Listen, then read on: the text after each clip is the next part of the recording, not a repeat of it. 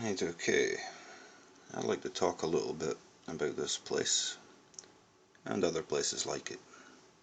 Call it what you will. Call it the North. Call it Earth. Call it Agartha, Shambala. I don't know. I don't know anymore. Call it Eden. I've been doing some research. A lot of research lately. From all different points in time. Going back into the Bible. A guy called Gerard Mercator or something. A letter he wrote to John Dee in 1500 and something. I forget the date. Other letters from explorers. Stories of Vikings being lost.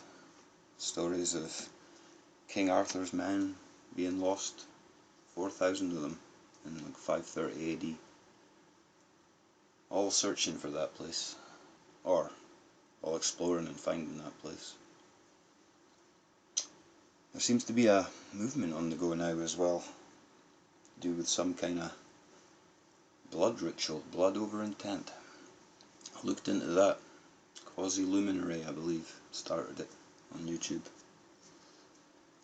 I don't know what's real, what's not real anymore, but I have a lot of questions.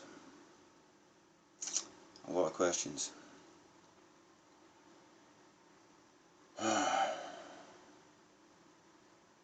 You know, in the Bible, in the Adam and Eve stories, when Adam and Eve leave Eden,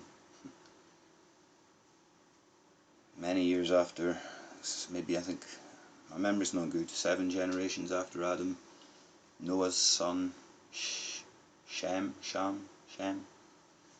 I think takes the body of Adam back to Eden, or what I think's Eden, and during this time, on his way there, an angel meets him and speeds up his journey to wherever they're going. And Shem puts Adam's body back in the place, in the center of the earth, that's what it says. And when they leave, the earth opens like a cross, right? Kinda like that, maybe? You know? In the center, and then it opens like a cross. And then afterwards, when they leave, it closes up again. And it said that it would touch all the sides of the earth, and I'm just driveling on a little there, but my mind's kind of blown with it all. This stuff seems to be coming from religion, from everywhere. I can't get my head around this blood over intent thing, man. I see a lot of people have been doing it, and a lot of people seem to have significant changes in their lives not long after, and I don't know. Maybe that's mind over matter, who knows. Maybe not. Maybe it's real. I've dabbled in blood magic and sacrifices before, and shit can happen, man. I ain't joking. I was younger then, and I didn't think as much about the consequences of what those kind of things can do.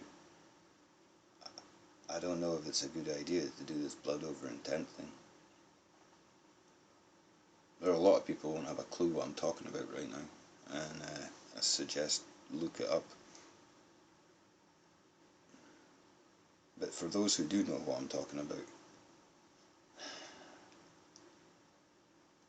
free will, destiny.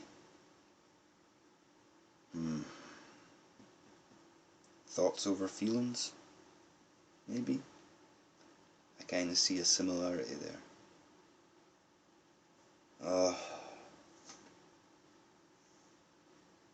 What's good, what's evil, what's right, what's wrong?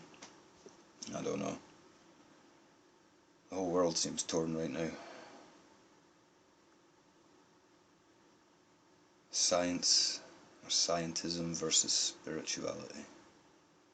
which I'd pick at the moment. Anyway, what's the point? What's the point of all this? What's the point of what I'm drivelling on about? I don't know. I don't know anymore. Am I asking questions? What questions am I asking? Am I going to try and give some of you answers? I could. But I don't see that as my place to be doing that.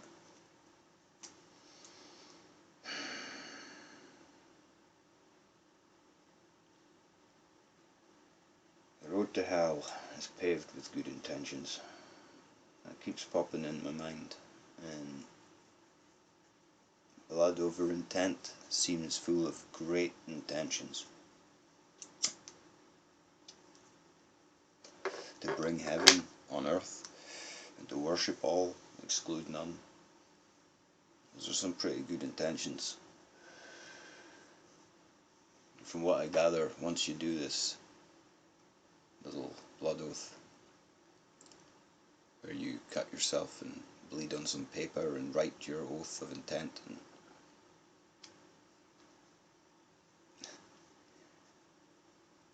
does anyone not think that if that works, it's too good to be true? Maybe. A lot of these old sayings, there's a lot of weight to them when you think about it. Even in this video, I've been doing something. I've been babbling. I babble a lot, and I probably shouldn't. I babble on, and on, and on. But do you know where the word babble and Babylon comes from?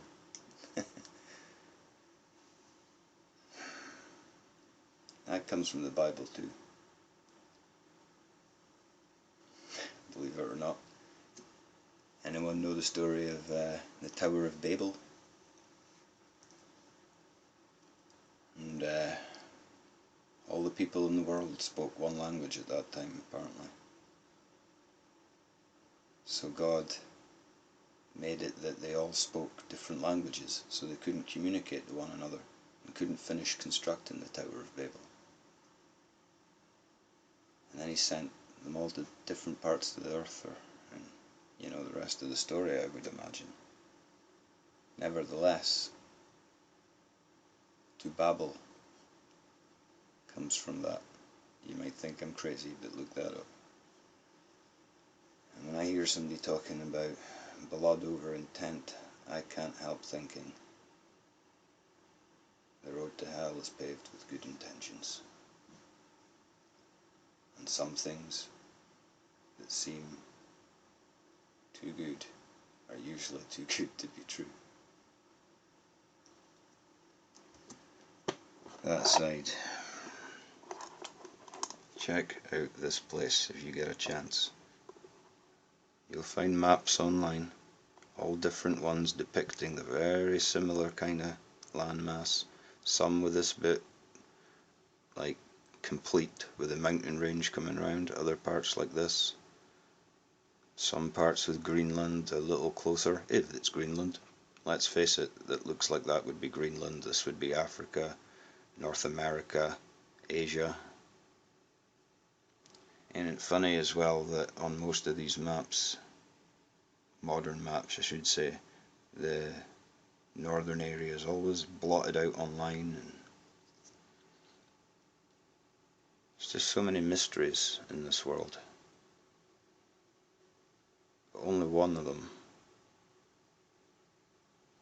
is the truth.